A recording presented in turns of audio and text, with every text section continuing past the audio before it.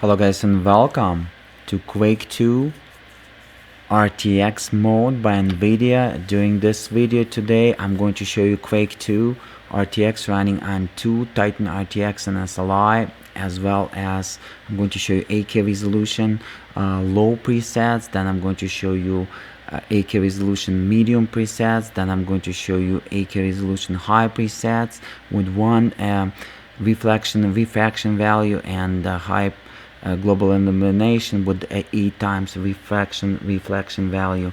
And in the end of this video I'm also going to show you running OpenGL API with this Quake II compiled version by NVIDIA RTX mode, because it has the fastest OpenGL API support for any Quakes, guys, for this Quake II RTX mode compiled by NVIDIA. Somehow they did something to OpenGL and it performs about 10% faster than even on Quake II Classic original game running with OpenGL 3.2 API. So much faster during the NVIDIA RTX mode compiled version when you're going to use the OpenGL. So I'm going to show you all kind of different presets. We're going to start with the low global illumination.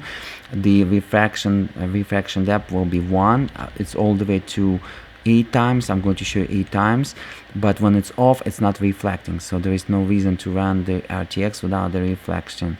Okay, surfaces. Let's go ahead and get going, guys. I'm going to execute my demo and the file name will be benchmark. I recorded and it will be available for you. I recorded it that long time ago, and it's pretty much introduce you to a lot of angles of point of views in the Quake 2. You can run this demo on any Quake 2 game with any mode, and it's going to show you all kind of different features in the game, so you can do the split screen, and it's going to be a very useful demo. I will include for you guys in the video description to download. Go ahead and check out the video description for the file to download. So this is, guys, the low with only one value of the refraction depth on RTX mode, and it's running with two Titan RTXs and SLI, guys. Okay, through the NVLink, and with the Core i9 9900K overclock at 5.3 gigahertz per each core. But to be able to keep this frequency stable, because the Core i9 9900K with 8 cores 16 threads is not stable at 5.3 gigahertz.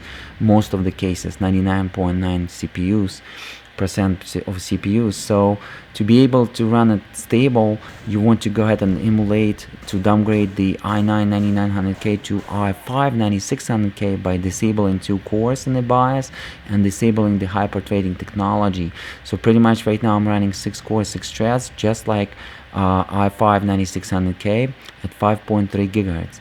But all what I'm looking to have the frequency as high as possible, and 5.3 gigahertz is the maximum stable frequency with the 6 core 6 threads. As you can see, I'm only utilizing below 5% of my CPU utilization, so I don't need to have all the cores on my CPU, because I'm not even utilizing right now a single core. Just with a single core will be fine. And this is, guys, a clear sign when the RTX mode is running on the any RTX technology by NVIDIA is running on the Vulkan API, and this is under the Vulkan API. The CPU utilization will be as minimum, as you can see, below 5% at 8K resolution. I'm pretty sure at 4K resolution is probably going to be below 10%, but I'm going to record you the individual video running a 4K resolution on two Titan RTXs and SLI as well, guys, as I'm going to record you single Titan RTX 8K resolution and 4K resolution in Quake II RTX. In the end, when I'm going to summarize two Titan RTX and SLI versus single Titan RTX in the games, I'm going to do split screen, and I'm going to show you a lot of games, and I'm going to include the Quake II RTX mode on two Titan RTXs in 8K resolution versus single Titan RTX, as well as 4K resolution and 1080p for those who is curious.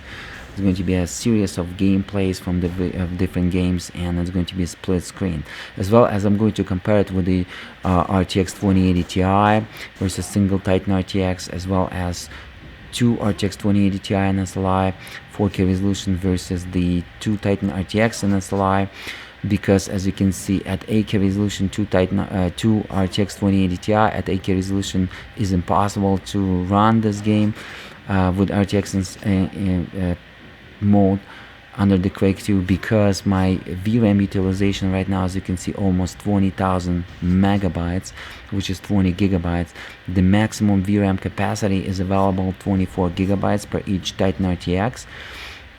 And right now we're using per each Titan RTX almost 20,000 megabytes or 20 gigabytes, so we still have 4 gigabytes to go. The system RAM usage right now is above 14,000 megabytes, as you can see, but below 15 gigabytes. The total system RAM usage is allowed on this system today 32 gigabytes or 32,000 megabytes. My VRAM frequency is overclocked by additional 1600 megahertz, as you can see. So stock Titan RTX has the GDDR6 Samsung memory running 14,000 megahertz, but right now it's running at 15,600 megahertz. So pretty much 1600 megahertz additional overclock, as you can see on our VRAM.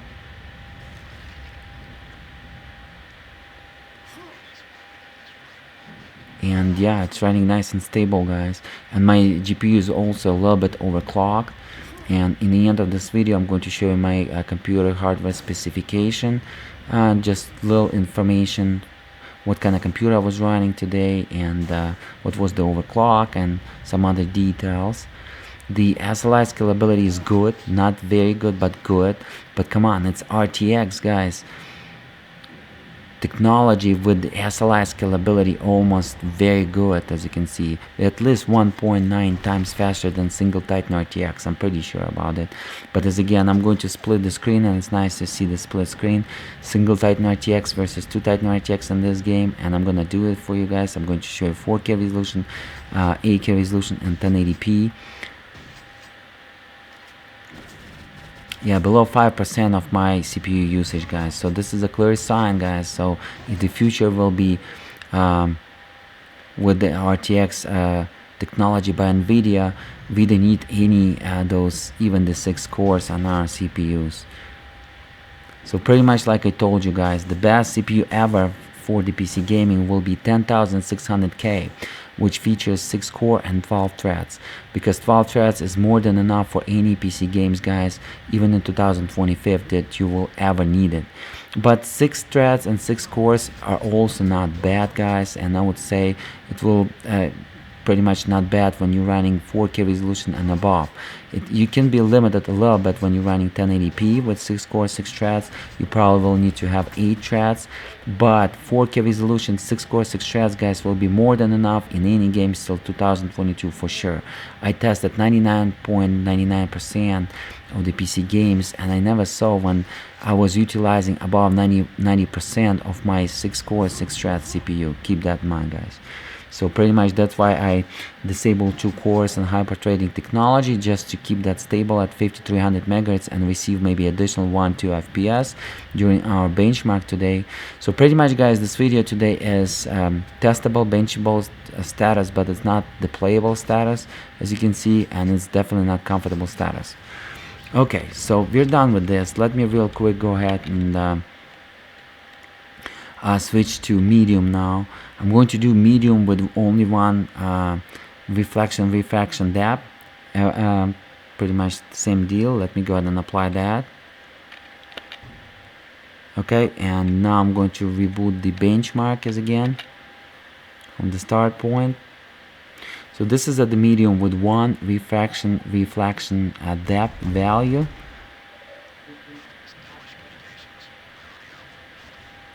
As you can see, FPS maybe increased by 1 FPS total. We're still kind of, I would say right now we're 11 FPS average. Before we were a solid 10 FPS average, and our latency delay is below 100 milliseconds latency delay, which is still very high.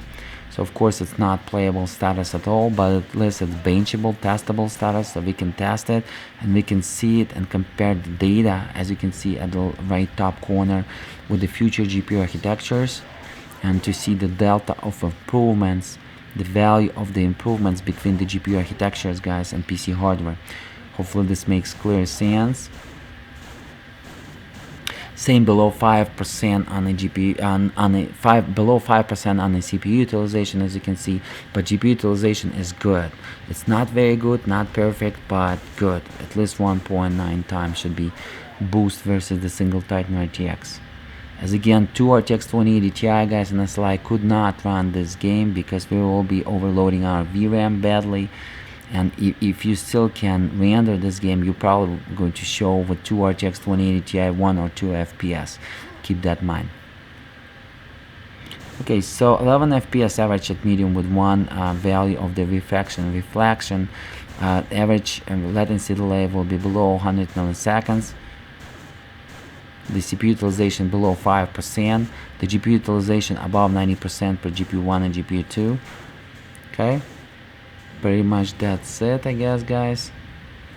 Let me real quick go ahead and switch it now. I'm going to go ahead and use the global illumination at high, but still with one value of the reflection depth value. Let's go ahead and check that. And pretty sure the FPS will decrease by a lot right now. I'm gonna start the demo again. So by 9 FPS, we decreased by about 2 FPS from 11 to 2, as you can see.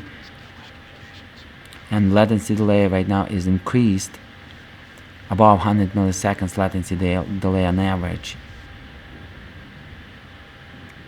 I would say 110 milliseconds latency delay average. Keep in mind, guys, that this video is recorded with the shadow play, so you can add 2 FPS to the FPS counter. So without the shadow play recording, I'm 2 FPS higher than with the shadow play recording during my tests. As again, this is the 8K resolution under the Vulkan with the good SLI scalability. This is, guys, the Quake II RTX is the first game with RTX extension, with RTX graphics that support SLI and with a good SLI scalability. Because I believe it's running Vulkan and it was programmed by NVIDIA. I believe only Vulkan API supports under the RTX SLI scalability. I don't think that OpenGL will support, with RTX will support the SLI, as well as I'm pretty sure that DirectX 12 with RTX extension is not going to support SLI. So SLI friendly in RTX is only under the Vulkan, which is nice because Vulkan is very fast API. So whatever you're running SLI RTX games, you want to make sure, and SLI, you want to make sure that you're running Vulkan API. And as you can see, it's SLI friendly unless the developers is not going to pretty much develop SLI friendly. But when NVIDIA, as you can see, programming the Vulkan with RTX, they enabled the SLI. Because without the SLI, we're probably going to be here about slideshows 4 FPS, but 9 FPS is still better than the slideshows. Okay, guys, we saw the average FPS, right? Right now I'm going to go ahead and increase the value of the reflection and refraction depth, and maximum is possible 8, or it's off. When it's off, it's not reflecting at all and water like a plane, so there is no reason to run RTX without the reflection and the refraction. So let's go ahead and do that 8 times now at high. I'm going to reboot the benchmark. We're probably going to decrease on FPS, and we're probably going to increase on latency delay, and this is the case right now. As you can see, we increased by latency delay by a little bit, but the FPS is just the same, which is the pretty much 9 FPS average. It doesn't matter one value for the depth of reflection and refraction, or 8 for the Turing GPU architectures, top dock video cards such as 2 Titan RTXs and SLI, guys, it doesn't matter. As you can see, it's not even decreased 1 FPS, and the latency delay is almost the same, above 110 milliseconds on average. As you can see, the CPU utilization way below 5%. So the future, if you're using RTX, guys, as you can see, is not the CPU cores. And I'm pretty sure with the lower resolution, such as 4K resolution, our CPU utilization will increase about 10%. But as again, at any of this type of scenarios, when your CPU utilization is below 90%, you want to have the higher frequency as possible and less cores. So if you can disable some cores, and if you can increase the frequency overclock to keep it stable, go ahead and do it, because you're going to benefit. Most likely you're going to save, you're going to increase by 1 or 2 FPS on average. Keep that in mind. VRAM usage is almost 20,000 megabytes, as you can see, almost hair off. So pretty much 20 gigabyte of VRAM usage at high 8K resolution with 8 times value under the depth of reflection and high global illumination with 20 gigs of VRAM usage. Wow. So RTX technology will be VRAM hungry, guys. It's going to tax a lot of VRAM. Keep that in mind for the future. So if you're planning to play RTX featured games, you want to make sure that you have at least 11 gigabyte of VRAM if you're going to play them at 4K resolution. But if you're going to play them above 4K resolution, you want to have at least 24 gigabyte of VRAM.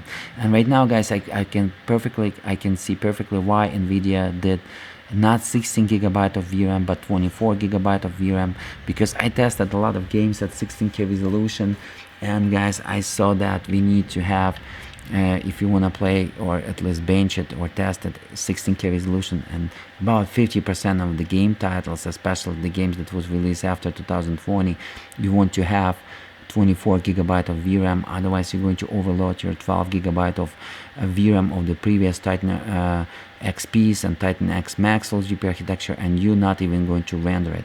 You're just going to overload your VRAM and you're going to crash the game. Hopefully this makes sense. So guys, you probably can hear the noise coming out of the two dual fan Titan RTXs of total 4 fans. They're kind of noisy, guys. So what I'm gonna do now, guys, I'm just going to go ahead and switch to OpenGL and API, because I want to demonstrate you the OpenGL, but because the NVIDIA OpenGL in Quake II RTX mode is just on another level. It's much faster, about 10-15% faster than any OpenGL extension, even 3.2 API under the Quake II original game. So it's 15% faster. They did something to it, and let me go ahead and demonstrate it to you. So this is the 8K resolution, but keep in mind that I'm also going to record Quake II game with the 16K resolution for you, and I'm going to show you how fast the NVIDIA Quake II compilation of the game with the way they did it. OpenGL API, it's about 10-15% faster, but I'm going to record the video for you when I'm going to compare Quake II original with OpenGL 3.2 and Quake II RTX with OpenGL API that came with NVIDIA mode RTX, and you will see 10-15% this OpenGL is outperforming the OpenGL 3.2 version API under the Quake II original game. Look at that FPS, guys. As you can see, the SLI is not utilized. We're not utilizing SLI at all. GPU utilization below 90%. But FPS is way above 800 FPS average. The latency delay will be, guys, pretty much on average, as you can see, 1 millisecond latency delay, which is amazing for 8K resolution. Come on. The increase on the CPU utilization, as you can see, but even for the OpenGL API or for the Direct3D X API, guys, the scenario will be the same. When you're playing above 4K resolution and above, increasing the resolution above 4K resolution, you need less and less CPU cores, because the Windows operating system is going to pretty much utilize the GPU as much as it could. So you're going to increase on GPU utilization and you're going to decrease on CPU utilization, which is nice, which is supposed to be this way when you're running the PC games, because you want to stress your video card as much as possible at priority and then stress the CPU. And this is, guys, the case, as you can see. So you not going to need more than 8 threads, guys, in any games. 99.99% games that I tested 4K resolution and above. 6 cores, 6 threads were more than enough, guys, in 99.9% of games that I tested 4K resolution and above. I never saw utilization above 90%. Keep that in mind for my 6 core 6 threads. So that's why I disabled 2 cores, disabled the hyper-threading technology to reach that very high FPS. Hopefully, guys, this makes sense. So we saw everything what you need to see, guys. This was 8K resolution in Quake RTX covered with RTX feature and with OpenGL compilation with the NVIDIA Quake II game. And let me real quick go ahead and show you the settings that I was running today. 53 multiplier for the external frequency and 50 multiplier for my AVX frequency. So 5300 megahertz for each core. stable overclock, or 5.3 gigahertz per each core. Memory, cheapest possible DDR4 Corsair 2133 megahertz, so you got a 1066 megahertz times 2, but I was using very aggressive timing, CL12, because this memory 2133 megahertz is CL13 timing. But when I'm using very aggressive 12 CL timing, pretty much, guys, I tested 4000 megahertz CL18 DDR4 by Corsair, and I tested this in 3D Mark Firestrike Ultra version 1.1. I scored with 2133 megahertz with CL12 timing. I scored 25 points more under the 3D Mark Firestrike Ultra version 1.1 than with the DDR4 4000 megahertz CL18. Can you believe it? So I believe that it's all about timings. It's not about the frequency when it comes to PC gaming, and I do not believe in value in higher frequency DDR4 when we're talking DDR4 and PC gaming. Okay, hopefully this makes sense. Of course, 2 Titan RTXs. What's the point for me to lie to you? And guys, this is how fast the single core performance. So I'm about 100 more points faster than 9900K, guys, running stock with 8 core 16 threads. And this is what you want to do. The faster single core performance you got times 6, in our case 6 cores, I'm going to outperform, guys. As you can see, the 16 threads versus my 6 threads is not even 2 times faster, because I have very fast single core performance, and times 6 we kind of boosting up that frequency, extra frequency, and receiving an extra results, guys, additional points, as you can see, no matter what benchmark we're running. So the faster frequency per core, the better. This is what I believe, especially when we're talking PC gaming, guys. Okay, what else? Let me real quick go ahead and show you how fast was my DDR4. The higher frequency will show you the higher megabytes per second transfer, but as again, in the games we are not transferring a lot of data throughout long period. This will make sense when you're having higher frequency. When you transferring a lot of data through long period, then the higher frequency of DDR4 will make sense. But in the game, we're just sending short period of that data, real short, real fast, and we want to have as fast as possible. So when I'm using, guys, CL13 timing on 2133 megahertz, I'm receiving here 63-64 latency delay in terms of nanoseconds. So I'm shorter by 3 nanoseconds, which is better. The lower latency delay, which is 59 nanoseconds, as you can see. This is how level 1, level 2, level 3 cache at 5.3 gigahertz per core. Go ahead and check it out. It's much faster when you're running 5000 megahertz per 8 cores, 16 threads. Okay, so we also faster on our cache in terms of latency delay. So pretty much I avoid as much as possible latency delay with this type of scenario, 6 core 6 threads. Hopefully, guys, this makes sense. And let me show you also GPU, guys, benchmark. So pretty much how 2 Titan RTXs and SLI versus the CPU at 5.3 gigahertz, 6 core 6 threads, but the CPU is running native 64-bit machine code and optimized. So usually the CPU doesn't show this high scores, and the 2 Titan RTX is running OpenGL. Same kind of logics to compete, same algorithm but different environment. OpenGL API versus the x64 machine native code, which is the fastest scenario ever for CPU. That's why the CPU is showing great results. So guys, when you're running 8K resolution, the main point what you want to be focused on, level second cache on your GPU and Turing GPU architecture. Turing GPU architecture and RTX 2080 Ti has 6 megabytes of level second cache, which is nice. And capacity of your VRAM, which is 24 gigabyte per each Titan RTX video card, as you can see. And of course, to compute that, you want to have as much CUDA cores as possible, which is 4608 CUDA cores version 6.3. Okay. Alright, guys, thank you so much for watching. Right now I'm putting some great videos for you to check out, and if you don't see those videos, go ahead and check the video description or comments. Don't forget to smash that like button for the support and motivation for me to record more great videos. Don't forget to check 16K resolution on 2 Titan RTXs on this system. I played about 99% of the AAA titles famous games at 8K resolution and 16K resolution. You want to see how two Titan RTX 200GP architecture performs, as well as two RTX 2080 Ti.